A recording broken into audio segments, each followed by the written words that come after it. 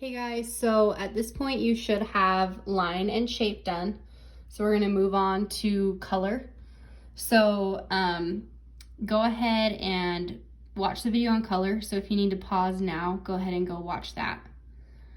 So I'm assuming now you've watched the video.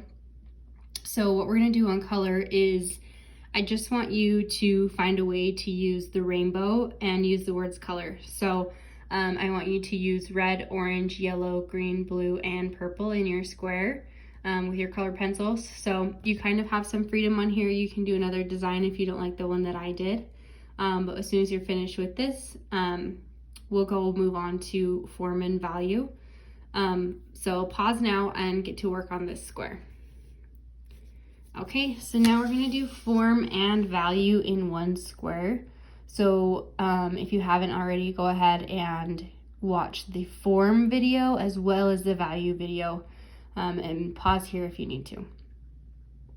So now that you've watched the video, you have an understanding of form and you have understanding of value, and they do really kind of work together because you use different values. So you'll use like light and darks to create form. So form meaning like a three-dimensional shape. So the sphere looks like it's 3D because I used light and dark values on it. So in this square, I want you to write value in block letters and then show me a value scale. So that means going from dark at one end to light on the other end. So kind of gradually each letter gets a little bit lighter. And then I want you to write form. I want you to show me a couple of examples of form. So I did a sphere and a cube. You could do a cone, you could do a cylinder. And then I want you to start dark on the edges and slowly get lighter toward the center. So I'll go ahead and pause here so you can work on that. All right, moving on, we'll do texture. So if you haven't, you know the drill. Pause here and watch the video. So now I'm assuming you watched the video. I want you to, in this square, do bubble or block letters writing texture. And then in each of the letters, I want you to show me a different example of texture. So you've got kind of like a woven texture, kind of a hairy, kind of like a pebble, spiky or scaly, kind of a smooth texture, a wooden, and then kind of a gritty, sandy texture. And then I drew a little cactus to kind of show a spiky texture.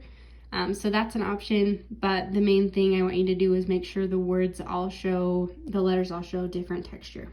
So go ahead and pause here and get that done. All right, so we're gonna move on to our last square, space. If you haven't already, go watch the space video. Pause here if you need to.